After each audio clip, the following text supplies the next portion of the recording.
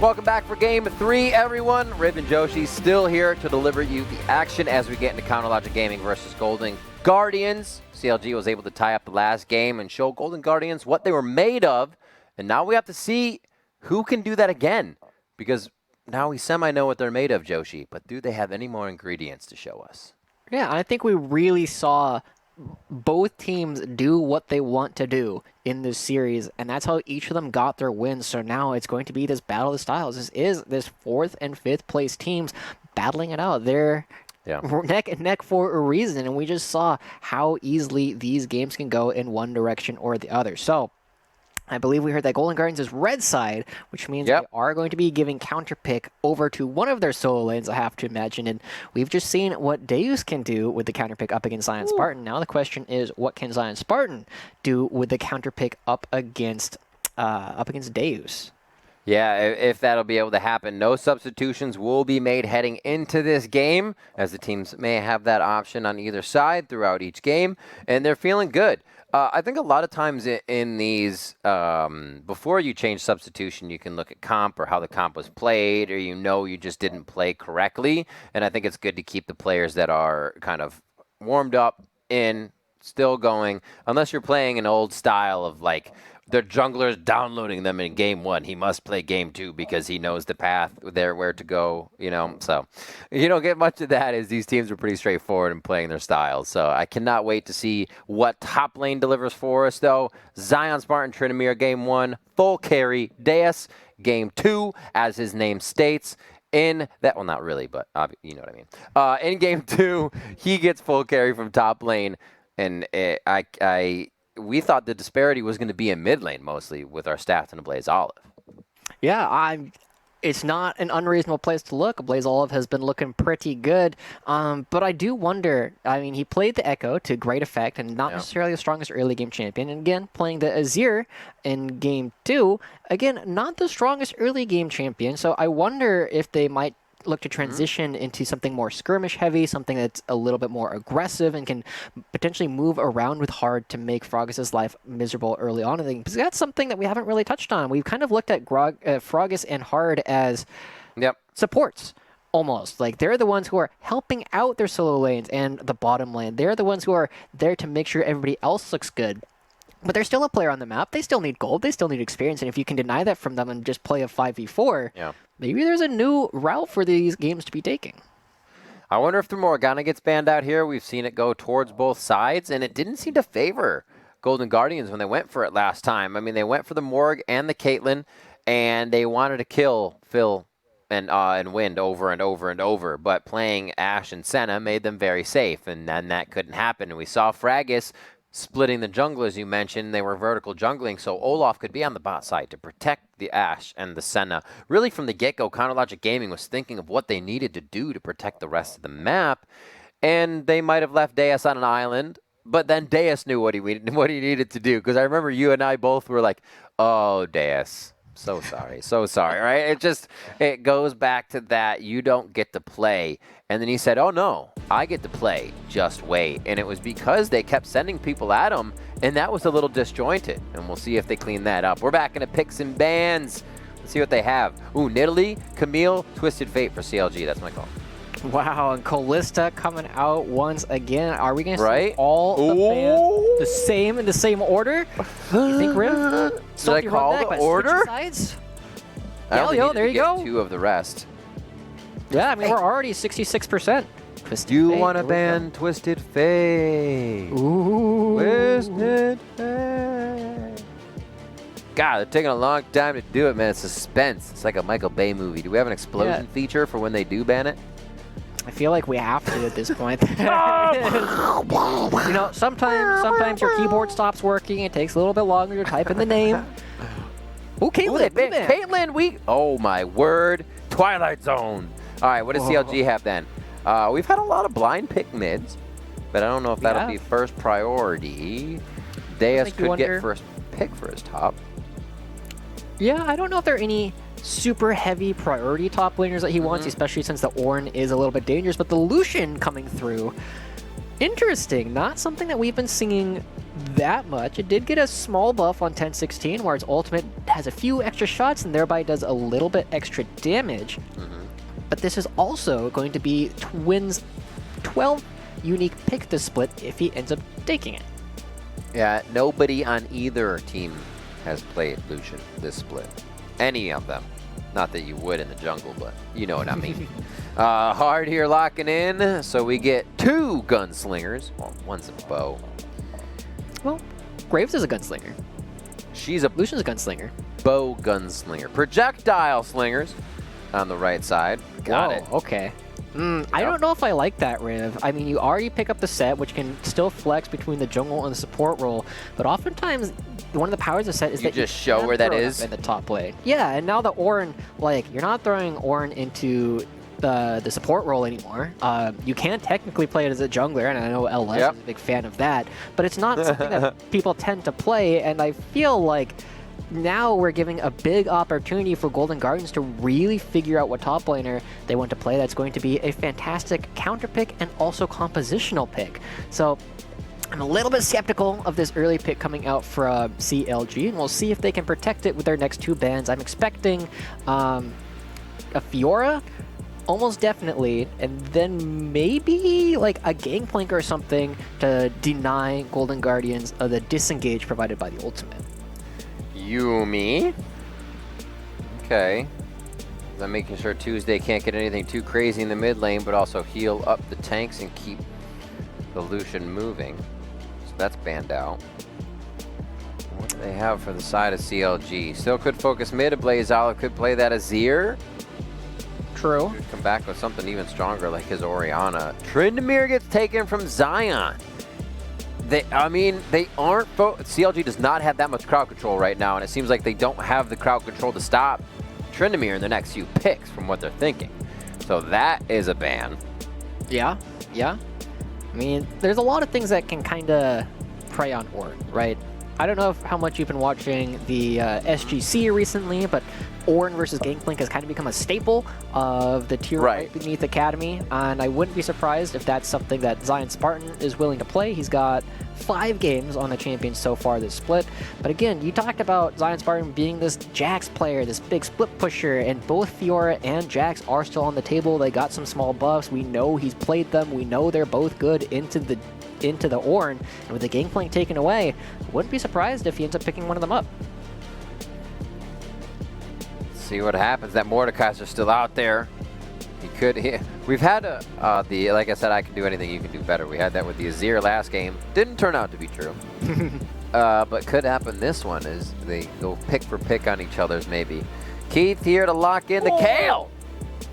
Let's go. Let's go. Dude, if they get Morgana in this composition too, the sisters, this is some stuff here. So Zion Spartan going to try to transcend to the top side, and if he does, this game could nearly be over by the time that happens, because it's just wild. Now, Orianna, big pickup for Tuesday, big takeaway from a Blaze Olive. They're going to go ahead and do that one. Yeah, I just want to take a quick moment to shout out, again, a little bit more SGC. My boy Niles, Maryville University's top laner, has shown how powerful this Kale can really be into the Ornn. You can actually go tit for tat really early on due to the incredible damage that comes out from from Kale's E as an auto attack reset. Yeah, but this is also interesting. Frog is coming out, and he is the only Vi player currently in the world this split in professional level play. I looked up on Games of Legends. He has all 4 games of this champion played down to the national level. You look at anywhere in EU, nobody else is picking it up. Nobody else is picking up in Academy, but he is currently 3-1 on the champion, and it's a specialty of his for a reason. So a very brawly composition look coming out from CLG, whereas Golden Guardians got 4 effective marksmen coming out on their composition. Kale, Graves, Azir, and Ashe all want to stay away from these big brawly guys. And again, yet another stylistic difference between these two teams that we're going to have to see resolved at some point. That's an awesome stat about Fragus. I'm excited to see this. Sometimes you can be a trendsetter with stuff like that if we get to a meta where everybody wants to engage like Counter Logic Gaming, but this turns into the top lane that I wasn't kind of hoping for, where it's a tank versus a carry, and then they have to kind of just do different things, but also carry their teams. But it is what it is. You got to get the W, and it feels like tank and initiation is the way CLG needs to go. And they have done that in a variety of ways here. They go back to kind of the tried and true of we're going to be in your face, and there's not much you can do about it. Now, seeing those, I like the Kale pickup as we were talking about. I think it's really, really cool, and we're going to see some of my favorite plays here as it's just like, oh, nope, they're dead, instant saves, and now it delivers a bit of damage. So, like you were saying, your buddy showing what's going on. Niles throwing down the damage. We'll see if Zion can do the same. Yeah, I'm excited. I mean, one of the big things I'm going to be paying attention to is where Froggus is going to be committing his early ultimates this game. Obviously, Vi, one of these big champions that you look at characters like the Malzahar that just like hit level 6 and you're like, yo, come to my lane jungler, we're going to press R on this guy and he's going to disappear. And Vi and Orianna do a very similar thing to that. As soon as Vi hits level 6, go in, press R again from Orianna, and suddenly, hey, no more mid laner. But you can also do that throughout the entire rest of the game, and with so many squishy champions coming out from the side of from Golden Guardians, it's a very effective combo that their only recourse right now is going to be that Kale ultimate. Yeah, that is true. Well, right now we are going to take a quick step away for our break, but when we return, we are going to have the game from the start. Don't go anywhere.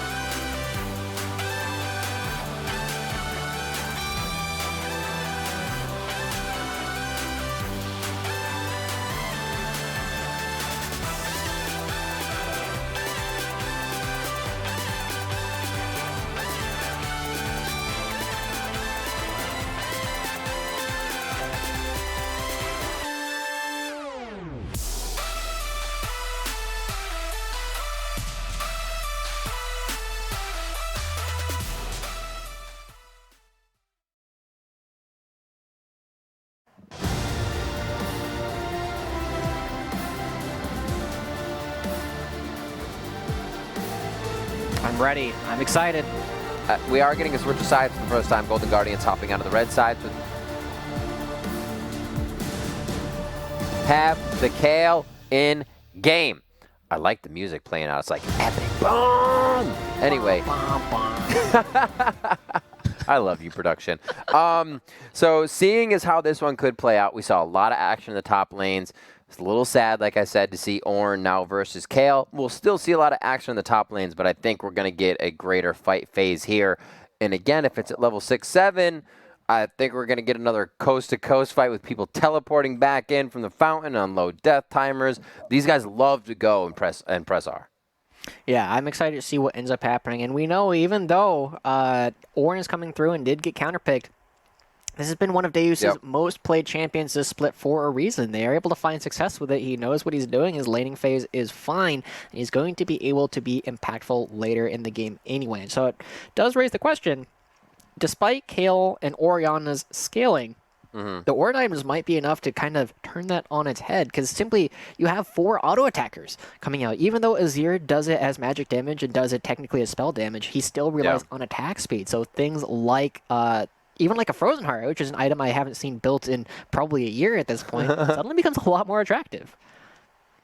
We could see that. This playoff is showing us quite a few things already with the Tryndamere coming out. The swap of Morganas. Now Morgana nowhere to be found in Game 3. And we are going to have the set support. Fragus on the Vi. Wind on the Lucian. A lot of just unique picks coming out for people for the summer split and adding to their rosters of selections.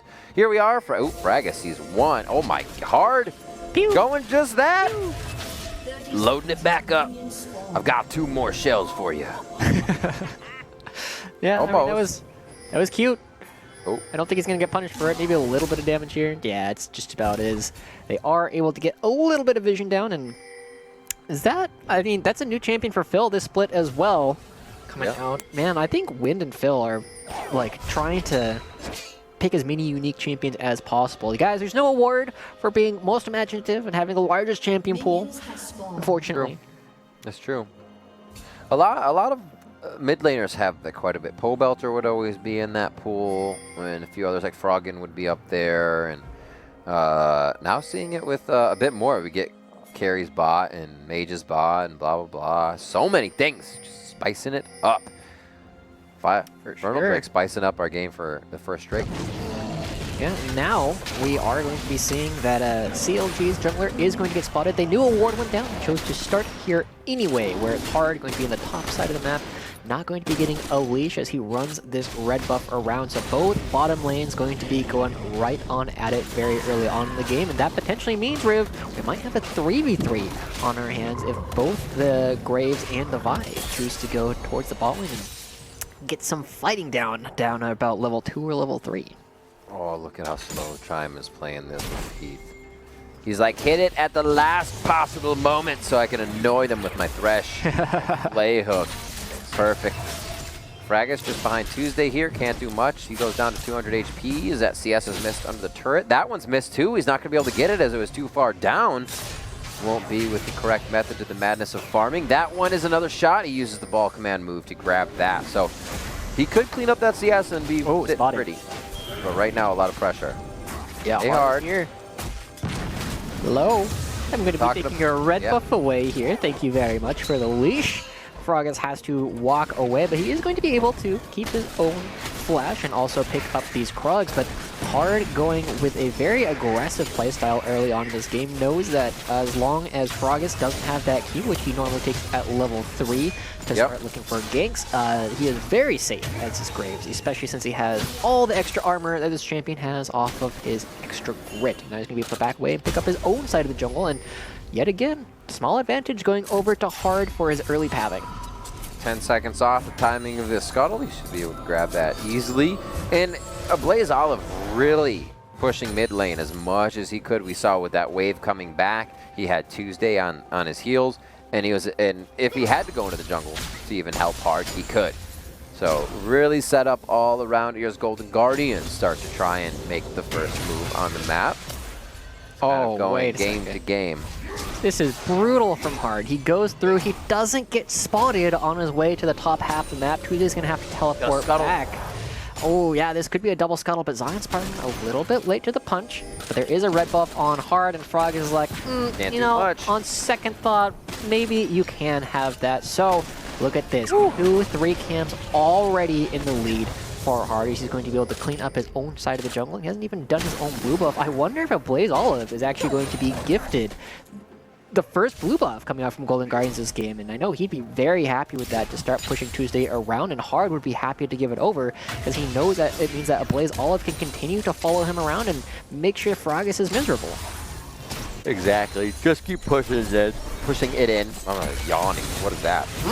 Face breaker coming in on the bot side. Keith, big damage. His shield comes out. A little bit of Guardian help there. Or rather, fresh shield. He's running... Yeah, come on, Riv, you gotta stay awake. These guys are gonna keep you on your toes. I know.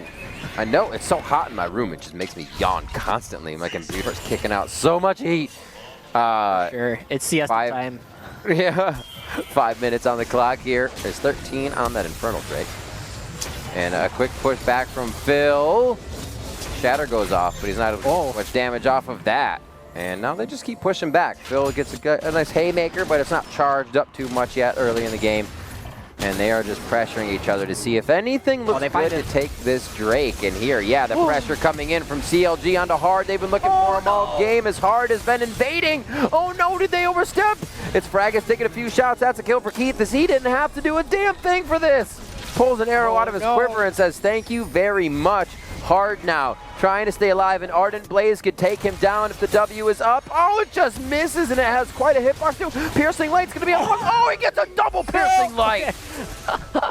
Oh man, I had the talking point set up, Riv. I was gonna talk about how Hard flashed early and allowed Frogis to follow him. I was getting ready to talk about the potential dive that's coming through, and then no, they just keep there for so long. But look at this. Despite the fact that they just picked up a 2-for-1 kill lead, Golden Guardians are still in the lead, and it's all because of this mid lane. Look at how much CS ahead of Blaze Olive has been able to pick up because of how long Tuesday was here. Here we go. Early flash, Frogis spots, it's like, I'm not going to let you do that. Almost goes down, but beautiful start passage from Chime. And Frogis overcommitting just a little bit, ends up giving over a kill to his opponents, and now this is a very tough spot for Golden Guardians. They're trying to leave, but they don't have the health bars to walk through Tuesday and Phil. And now just goes in under the turret. Phil doesn't even pick up any assists, but he knows it's going to be A-okay. He's got the haymaker, going to walk on out, and somehow, with all of that said and done, it's going to be Golden Guardians who are going to be first to the punch, picking up this Infernal Dragon. And still, big lead. Not necessarily a big lead, but important lead already going over to Golden Guardians. What a trade of kills. Could you believe it, Joshi? Maybe we'll get the carries out of the bot lane this time. Seeing games 1 and 2 be controlled mostly by Zion Spartan and then Deus respectively. The ADs and marksmen come up to start things off. Wind with 2. Keith picking up 1 after that entire fight. Tuesday gets blue. I think we see the transition here as well from a Blaze Olive coming over as Hard leaves that section of Golden Guardians map. And a quick switch over of summoners here as Tuesday gets himself prepared with teleport. Yeah. I think he switched to Clarity real quick there and was like, all right, well, little bloom. Bloom. Suddenly a ton of mana sitting in his pool, and that's going to be helpful. He does need to be very careful because the Blaze Olive, I mean, we've seen the plays that he likes to make around the map, going up top lane, making Deus sad, but also just having a ton of power from this extra CS. He's going to be hitting his power spikes earlier, and he knows he's relatively safe because Frogis not doing too good on this Vi, despite it being one of his signature picks. Who's down 3 camps at the moment, gets spotted out, and they see he's only level 5, which means that Blaze Olive is very safe. Yeah, he says, oh, Rift, okay, thanks. Thanks. Very nicely done on that Hawk shot. And the spot's playing super safe anyways. Both summoners down for Keith on Ashe, so there's no way he's stepping forward. Hawk shot's easy to use for the other side of the map. Make sure he hits it true. And now we have Fragis mid here, so knowing he's been seen doing a bit of the dirty work to get some wards off the map, play strong, and maybe buy some time here to rinse and repeat after taking down that ward. He did have 6, but he could not get the Vault Breaker down there. Phil with the Hex Flash in, just tempting a Blaze Olive to see if he'll make a mistake. Yeah, a Blaze Olive is a good enough player. I don't think he's going to fall for this, even with Hard. Hex Flash, oh no! Yeah, it is going to be A-okay, but that's going to be giving a bit more time right on over to Keith, and they're going to be finding Wind. Oh, pursuit? Nope. Played right back into hook. Misses, though, as they miss time. A view of their abilities. Crowd control still going to be there to lock him down. And Phil walks through the box and kind of exits stage right there as he just throws Chime off stage with him. Gets back to safety. And now he'll just clean up some CS. So, ult being down there is not terrible for Phil. I don't think with Flash and Healed down, they're going to be doing too much on the side of the map with CLG at this point. But they do kind of close more windows here 10 minutes in to make anything happen. 2 for Drake. Fragus starting to get back into his own jungle to clean up here. 60 to 47 is hard. Is just collapsing on camps as soon as he can. Yeah, it's been a tough game for Fragus here. Already gave up a kill without grabbing an assist, but this is still his opportunity to look to make plays. This is his opportunity to potentially jump on a Blaze Olive. This is his opportunity to potentially try and find Zion Spartan while he's overextended. But it is a small window at this point. Like Fragus, you oftentimes look at Vi's like if you're doing well, you're gonna be building that training force, and now they find Tuesday. Whee! Oh, he gets knocked back, almost a sliver of health to get out, but he cannot. Hard's almost gonna go down with 200 HP there, and Fragus starts to make his way out of this. A kill coming in now for the side of Golden Guardians as they pressure a little bit more. They're going to be able to get down to about 1.5 plates on this Rift Herald, unless they can start to damage it a bit more. Now down to 1 plate, and they should be able to clean it up. I don't think, yeah, they have another wave coming in if they decide to stay, but they'll take map pressure elsewhere. Yeah, remember how I said I was going to be paying a lot of attention to how Fragus spent his early ultimates? That wasn't good. That was not good. He is able to get out alive, but that's a big tool, and it's not going to be up for this impending Cloud Dragon. It's not going to be up for the next potential fight, and that just means that Fragus's efficacy in these next couple of skirmishes is going to be significantly reduced. On the other side of the map, we're starting to see that items are starting to come through for their opponents. The Blade of the Ruin King is in a very similar spot for both Keith and Win. Zion Spartan is almost done with his coal, and Blaze Olive still very happy with the whole situation. He's gonna have his ultimate up shortly after the dragon spawns, and I'm really worried for CLG because normally they're the ones who I am looking to praise for their movements around the map, but they're struggling. Not feeling like they're in control does seem to slow them down usually. Hard was controlling most of everything in the beginning of the map, right? He goes over, he steals Fragus' red, double scuttle, heads towards bot lane, and then when we look bot, it was Fragus and Tuesday coming in from the backside, so pressuring themselves in. Again, here, pressuring themselves in before they have the full amount of vision that could affect them in the fight, and Golden Guardians clamp down immediately as CLG is slightly behind for this one, and Golden Guardians now firstly taking the objective. This was CLG's in the first few games, and now Golden Guardians will start to control the Drakes. It is Ocean that's going to change our Rift, and Golden Guardians they go. Roll, shuffle back here onto Tuesday as he's got to take the long way around to get back. That's the Vault Breaker going in onto a Blaze Olive, and this is like a deja vu, but Fragus is back in this time. He won't try to exit towards the top side, and they both go down. It's a tragedy. Why go back in? It's a tragedy. It's a trap. Don't do it. Phil flexing. Phil. Oh, he's going to draw him back to the turret? Oh, wow. I think Phil might have been doing something else there for a moment. Doing the ARAM walk. They're just forcing him out. I don't know. Oh, I mean, macaroons, Joshi. That just not... They were out. I can see what Fragus wanted to do, helping Tuesday, but he was already a sliver of health, and it's what I call the I think I can situation, where you get it in your mind that play is doable. And it's only because you've convinced yourself through a multitude of filters that said no, but you're still saying yes. Yeah, it feels like a sudden change in risk tolerance coming out from the side of CLG. They know at this point, because we touched on the fact that because these compositions are so focused on playing their own style, you need to be ahead as they find arrow here. Oh, the minion. I don't think he thought he was going to hit by that minion, but once he saw he was not, he used the ultimate to get out. Rangers focus on to Wind along with the Blade of the Rune King to slow him down. Fragus just on the outside. Chime doesn't want to get too much closer to this fight. 200 HP. Phil, does he have the Haymaker to keep him alive and bait him in? Oh! He gets taken down by the red buff that comes out on that damage. Still going through to the fight. It's just the blue now as they fire through. Fragus is going to go down, and Golden Guardian picks up 2 more on a straggler fight on the bot side. Tuesday, wait, he comes back and he gets Emperors Divided again. He must feel like he's living in a repetitive nightmare right now. I'm done. I'm done. This game's over. You're looking at this. It's a 7,000 gold lead at 14 minutes. You just got solo killed in the mid lane underneath the turret as that goes down at the same time, and that is yet another, I think, all of his chasing from CLG. Oh, no.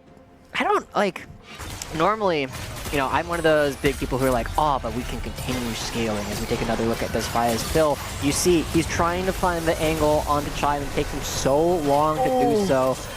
They're able to chase this down in hard. He ends up killing Phil with the Skirmisher's Saber, getting that little bit of burn after the auto tags. He walks away waiting for his next Haymaker. And then Froggy, he comes through, he's like, oh, maybe I can do something. Maybe I can keep people alive. But he ends up just feeding more fuel to the fire. And 3 kills going over is so much worse than the 1 kill that they needed to lose. Fraggus tried to go for, like, the 5-head play. He totally queued into the brush thinking that... I respect that, though. That would have looked super clean. Unfortunately, it didn't. But I respect that play. Because as a support main, I'm always throwing the hooks that I think people are going to be doing, and you look silly, but you're like, but my intentions were fantastic. I see your intentions, Fraggus, and I respect it. Yeah, you just got to look at it as like, you know, if my opponent was a better player, that play would have worked. Exactly. You're on it. You're on the same page. Yeah. Look at those score lines here for Golden Guardians, and again...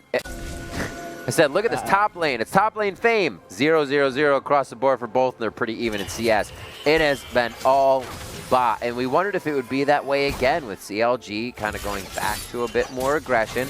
Deus would have to farm it out. Zion maybe wouldn't get attention because of that. And yeah, the bottom side of the map has been on fire, Joshi.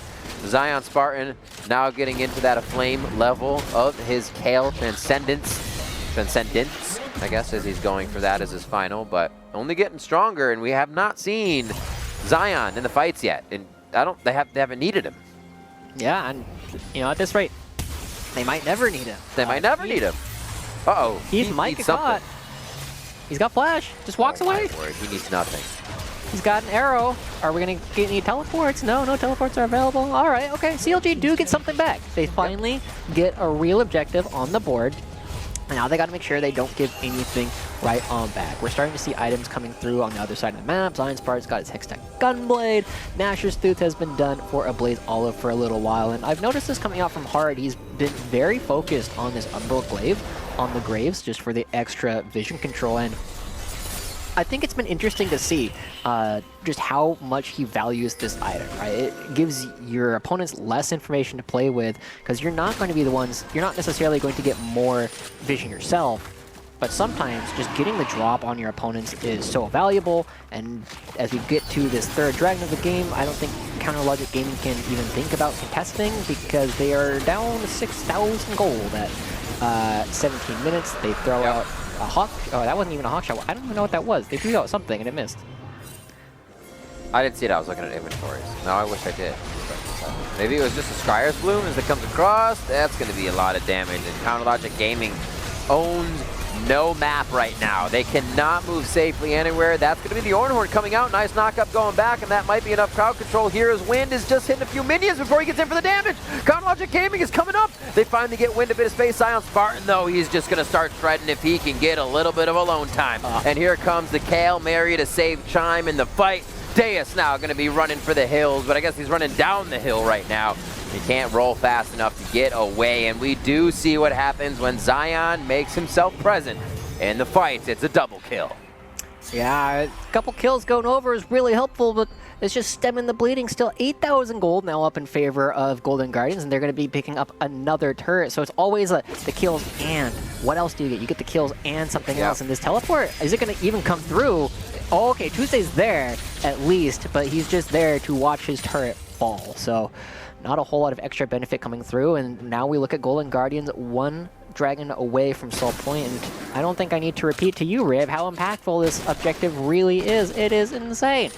And the way they're using it is fantastic as well. We'll see this one more time. So even when Golden Guardians get the upper hand, CLG still fought back well decently during this. Yeah, but I also want to temper it a little bit. Everything that could have gone right in that fight went right. You got an Oran Horn across 4 people, both going in and going out. You got a Shockwave on 3 people. You got the Vi ultimate that also went through 3 people. So you got as much crowd control and as much AoE damage as possible, and you still got aced at the end of the day. It's getting gold check, and it feels really bad if you're a CLG player, but you gotta find overman fights. You can't take these even fights. Your Orianna's in a power trough.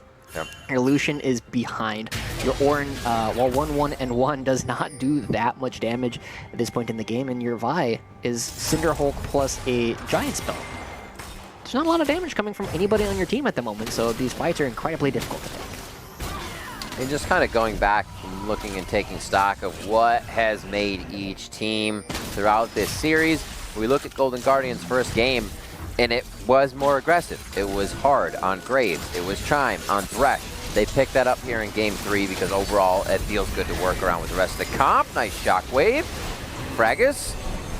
I like the 2-man stop team. That was cool. And then we see Golden Guardians, as I get back to the comp talk, playing a lot stronger in these games than whether they bring the Trundle last game, right? As they come in and against the Olaf of CLG. So it seems like Golden Guardians are loving being on something that's always aggressive, can always be aggressive, or take a fight if it needs to on its own. That kind of champion. I agree, and I think having this more aggressive champion is going to be the one to look to 1v1 has helped Hard out quite a bit. We saw how aggressive Blaze Olive was in pushing his lane, and it's not always easy to necessarily do up against an Orianna, but he was committing the HP, he was committing the mana to actually do so, and it allowed Hard to move around the map and put Froggus really far behind. It's something we kind of saw in the first game as well, and I'm excited to see how Hard is going to be performing throughout the rest of this tournament, or excuse me, the rest of this series, because while he was kind of overshadowed in Game 1 by Zion Spartan's insane performance, so far he's definitely struck me as the MVP of at least this game, and now he's got the Yumu's Ghostblade, now that he's got a lot more damage underneath his belt, he can start blowing up some of the squishier members of CLG in the next fight. He really has. It opens up that discussion I was talking about earlier of having opportunities or just avenues to play through. Is it just one person? Is it a style you know is going to be coming at you altogether? Or can you say, hey, this one person needs to affect so much that it changes the way the opponents play? Here, they're going to have to change the way the top plays, and that is quite a bit of damage onto a Blaze Olive. He can't even find the solo lane alone time right now. And Tuesday is going to be able to drop this one with a cannon wave. Zion playing the split push game, but Deus doesn't have to worry that much anymore being a tank. He'll take a bit here, and he should be able to make it out alive. Now the question for me is, a Blaze Olive is going to be dead for about 10 seconds after this Ocean Dragon spawns. But at the same time, look at all of the ultimates that were just expended by CLG. Froggus doesn't have Flash, he doesn't have his ultimate. Tuesday doesn't have the Shockwave. Bill doesn't have his ultimate either. And with only a couple seconds left before this Ocean Dragon spawns, you have to ask, was it worth it? Because now your opponents are already hitting it. A Blaze Olive isn't even there, and the Ocean Soul just went over to your opponents. So I'm scared. I'm really scared, Riv. I don't think they could potentially take another fight. They need everything to go right. Joshi, I think a little bit of what you said earlier is what CLG is banking on, and the fact that if we can all start hitting our 14s, 15s, 16s, getting up to 18s, we can all start getting free items. Now, if we get enough free items, we can start fighting Golden Guardians, who are now 8,000 gold ahead of us. And that's what free items are going to really have to be right now, is just that influx of gold the CLG can use in these fights, because yeah, they're getting just wiped out immediately. We saw Tuesday, not that it was bad, but he was top while the rest of the map was trying to mitigate what Golden Guardian was doing. So your Orianna split pushing as with Clockwork windup as much as you can, not even building up on a turret. It becomes tough. Yeah, but at the same time, like, yeah, you get free items, but you gotta get Orin a lot of alone time. You gotta give him a lot of extra CS and that's true. Experience. And Orin's not a great split pusher into Kale at this point in the game, so it's still, it feels so tough as CLG. And one of my favorite calls to make in a game of League of Legends when I'm doing well is, hey, every fight is winning. As long as all 5 of us are there, we can take any fight we want, and I think that's what it feels like.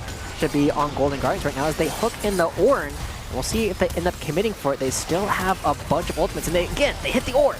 Oh, Bellows Breath, but it was just a little bit of missed time because Deus got locked up on that one. Ornhorn comes through, knocks up 2. That was a good one, but not all of them. Chime gets out alive. Zion Spartan goes gold, and that's the KL ultimate used. Wind's now turned on as Hard True grits forward, tries to get a bit more damage in the fight with Collateral, and Wind almost goes down. A lot of members limping on CLG here as Chime is the lowest on the side of Golden Guardians. And Joshi, this is a barren start. 4 minutes on Elder too, so even a mistake here isn't going to fold over in too much other than the objective, and I bet both teams have too many members go down to even do it on this fight. Deus in the front line, nobody can help him. CLG actually didn't have enough time to heal on this, and the damage is coming in. The command protect from, oh my word, the shield comes through. That was actually Chime? Oh no, that was Tuesday. Sorry, Deus is just running the wrong way. I'm like, wait a minute, a Blaze Olive is in Oriana. CLG, Deus isn't on Golden Guardians, Briv. Oh, see what they're doing here. Yeah, he is just kind of like, walk this way. I won't last much longer, but we are going to have a fun time doing it. Zion picks up another kill, adds a little bit of bounty to his den that he is protecting. And Golden Guardians start to tempt Baron. But Fragus, Chime is going around the back. Okay, Chime might find him, but Chime may not care to look in the brush. He does. Plays him back. That's the cue. Fragus needed to get over the wall, and everybody else follows like a freight train that went off the tracks. Golden Guardians just take down the only opportunity CLG had to take. Baron in full control of Game 3 in this best-of-5 series here in your Academy playoffs. Yeah, you just see the power of the Ocean Soul coming through. So many members of Golden Guardians in the last real fight in mid lane, so many people went so low, but the Ocean Soul just means as soon as the focus is off them, they're able to heal up a ton of HP, and now look at how quickly they do this. They got 3 auto attackers coming through, they've got a wave, and they don't even have a full wave, and they're able to take down the mid lane inhibitor as well, and here they go, they're right on out. Hard gets the Dark Passage, and again, 11,000 gold ahead from Golden Guardians. It's hard for them to lose from this position. I'm excited to see how they choose to end it. Are they going to wait for the Elder Dragon? Are they going to try and push everything in? Because I think almost every play is winning. Almost.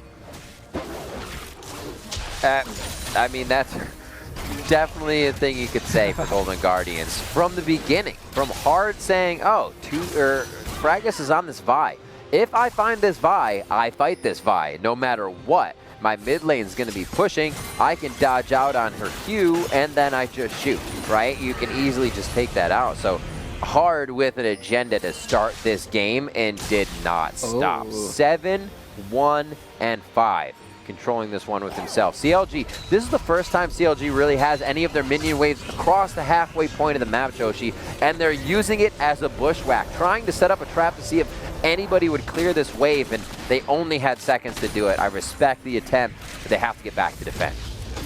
Yeah, it makes you wonder if they could look for a potential race to take down the inhibitor, but no, they're so far behind that Golden Guardians would be like, oh, you're going to try and do that? Okay. Well, oh, yeah, bye. 4 auto attackers. Good luck. And now with a minute left on this Baron buff, they get 2, maybe 3 waves to actually try and take down this structure. And it's already down to about half HP because, again, 4 auto attackers, 4 ranged characters are able to hit it. And if they ever get in range, they do so much damage to it. There's back and forth, back and forth, back and forth, back and forth, back and forth. I love it. I always do that when I'm getting antsy. Getting antsy, you want something to happen. Oh. And there's the arrow going in. They're going to get a good stun onto Tuesday, and Tuesday goes down immediately. Ornhorn coming through, only going to knock up one somehow as Golden Guardian skirts around the crowd control, and Deus, he's going to get a Bellows Breath hook in. It's still going to lock down as Chime uses him as a bit of a train to get himself along the way with that hook. And now it is going to be the Nexus turrets going down. Golden Guardians come out swinging in Game 3 over Chronologic Gaming Academy with a sub-30-minute win. They're looking good, Riv. They look really good this game. I really like the way that Hard and a Blaze Olive were able to move around the map and just make sure that this Vi never got off the ground. And if they can continue doing that, they've shown that they can play through so many of their members at this point. CLG, if they can find a steady early game, if they don't get blown out, if they can get to some of these mid-game team fights, they have real chances to win. But they can't do it like that. They got to make sure that they can contest the early push. They got to make sure that they have someone that can fight in early jungle. or they might get run over again. It does seem like at least to fight in the early jungle. It doesn't seem like at this point Fragus is going to take control and run through the jungle himself, but if he does see hard, he needs to be able to put the gloves on or take the gloves off and take that fight himself. I think you're right. We're going to be stepping away for a quick break here, but when we come back, we will break down that game and we will get into the next one. Don't go anywhere.